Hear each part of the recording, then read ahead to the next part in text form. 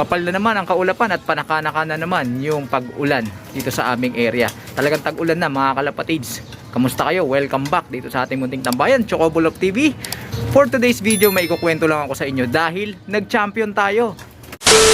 Bagamat hindi tayo nakapagpadulo ngayong summer season mga kalapatids, pero meron tayong magandang balita sa pagkakataong ito. Sapagkat kahapon, medyo natutulog ako nun dahil nagbabawi tayo ng lakas. May nagme-message, tunog ng tunog yung ating cellphone. Nung chinek ko yun sa aking cellphone mga kalapatids, ayun, may nakita ko nagme-message yung isang kalapatids natin na tambayero dito sa ating munting tambayan, sa ating YouTube channel. So nagtatanong siya sa atin, Idol, kilala mo pa ba ako? Ako yung nagme-message sa'yo nung una.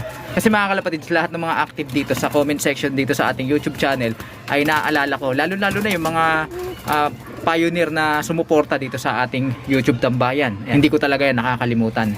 Mula pa nung simula, todo suporta na yung ating mga kaibigan. So sabi ko sa kanya, natatandaan kita. Banggit ko pa nga sa kanya, lagi nga akong natatawa sa tuwing isa-shoutout ko siya. Kasi yung pangalan niya dun sa YouTube channel natin ay Kurikong Kurikong. Yun yung pangalan niya dun sa YouTube account na ginagamit niya sa pag-comment sa atin. So natuwa siya at ang sabi niya, dati ito lang pinag-uusapan natin. Pinakita niya yung ating mga old conversation namin.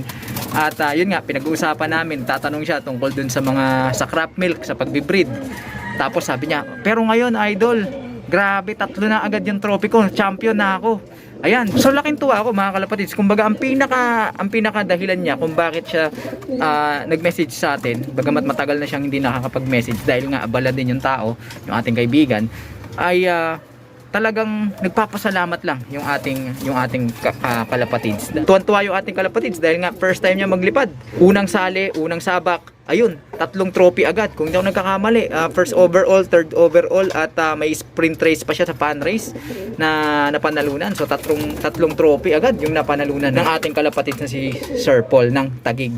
Grabe, ang galing niya. Pero ang nakakataba ng puso mga kalapatids ay naalala tayo ng ating kalapatid. Sabi niya, binalikan ko lahat ng videos mo, pati yung mga tanungan namin sa convo. Naalala niya pa, halos ginagabi kami sa pagchat-chat lang dahil nga sa marami niyang katanungan. Sinubukan niya yung ating ginagawang pamamaraan, konting adjustment na angkop sa kanyang kulungan, schedules at pag-aalaga. At ayun, nagbunga daw mga kalapatids. Champion agad yung ating kalapatids na yun na si Sir Paul.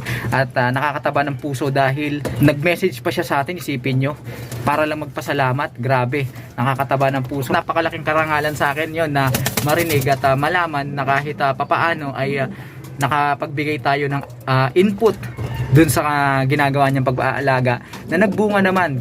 Kita nyo mga kalapatids. So anong dapat nating maintindihan sa pagkakataong ito mga kalapatids?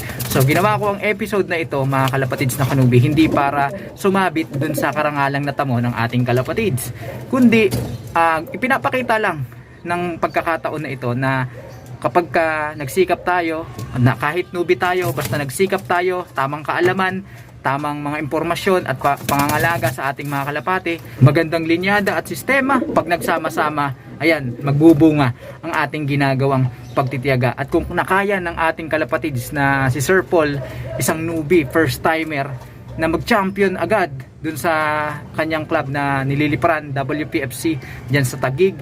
Nako, hindi rin biro yung club na yan dahil marami talagang magagaling din dyan sa WPFC. So kaya nyo rin mga kalapatids, kaya rin nating mga kalapatids na kanubi.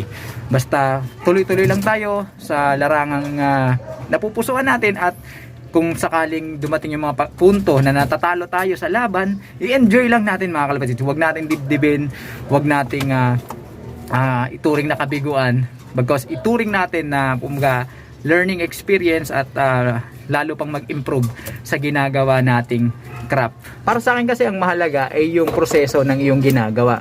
Oo, nandun yung goal na nakaset sa atin, gusto nating marating, pero enjoyin natin mga kalapatids yung proseso dahil dun sa proseso, dun talaga yung enjoyment. Mas magiging masarap yung pagtatamo ng tagumpay kapag alam mo yun, dumaan ka dun sa proseso at na-experience mo yung mga ups and down bago mo makamit yung tagumpay na minimithi mo. Enjoy the process lang mga kalapatids. At kung minsan matatalo tayo, tuloy-tuloy lang mga kalapatids. Kung kaya ng iba, kaya rin natin yan. Basta patuloy lang tayong matuto. Huwag tayong tumulad dun sa iba na naghahanap ng kasiraan ng iba para lang may maipintas at masabi sa iba. Hindi natin alam yung kanya-kanyang sitwasyon, kaya irespeto natin yung ating kapwa. Hindi lang yan applicable dito sa ating ginagawang pag-aalaga, maging dito rin sa ating sa ibang aspeto ng pamumuhay. Napaka-importante ng respeto. So sana yung video ito ay magsilbing inspirasyon din sa mga kalapatids nating kanubi na nanonood sa pagkakataong ito, dahil ngayon meron na tayong certified champion na tambayero dito sa ating tambayan, sa ating YouTube tambayan. So sa mga susunod, sana dumami pa yan. Dumami pa tayo mga kalapatids ng kanubi na susubok at magtatamo ng pagtatagumpay sa ginagawa nating paglilibang sa pag-aalaga ng mga kalapate. So sa ating kalapatids na si Sir Paul na ayaw pang magpakilala dahil nahihiya, bagay na nauunawaan natin for privacy reasons, congratulations na lang sa'yo. Masayang masaya kaming malaman na nagtagumpay ka sa season na ito, at hopefully pagtuloy-tuloy yan, at kung sasaba ka sa mas matitinding labanan or liparan sa mga big clubs kung saan mas malalaking papremyo, ay sana patuloy rin na pumuesto ka at magtagumpay. Dito naman sa atin, karagdagang inspirasyon yan at panibagong lakas ng loob at pagsusumikap, pagsisipag, motivation na ituloy yung ating ginagawang kwentuhan, dahil meron pala tayong mga nai-inspired na mga kanubi na ayan, nagbubunga yung ginagawa nila sa kanilang pag-aalaga. Okay, so mga kalapatids, yan lang muna yung ating update sa pagkakataong ito. Wala namang major ganap dito sa ating Flyers Lock. Kumbaga kasi ngayon dapat nagsisimula na tayo magbatak ng stamina ng ating mga alaga, kasi nga once na magsimula yung club training ay pupunta na tayo doon, mag-ship na tayo doon sa sistema ni Idol Sir Frank McLaughlin, na 100% yun na yung ating gagawin. By the book na tayo doon sa sistema niya, hindi na tayo magmo-modify pa. Pagkatapos yun ang pagbabatak natin sa kanilang stamina, dahil preparation yun bago sila isampa or isabak sa club training. Pero since tignan nyo naman yung kalagayan, tsaka meron pang final lap sila dun sa norte, sa summer derby race na final lap na sa linggo. So siguro next week or sa mga susunod, bago magsimula yung club training para sa NDR 2025, ay asahan ninyo, magbabatak tayo ng ating mga alaga sa pagpaparonda. Okay? So mga kalapatids, huwag kalimutan mag-like, comment, share. Sa mga hindi pa nakapag-subscribe dyan, mag-subscribe na kayo. Hit nyo na notification bell para updated kayo sa ginagawa nating kwentuhan dito lang sa ating munting tambayan. Paano mga kalapatids? Hanggang sa susunod nating pagkikita.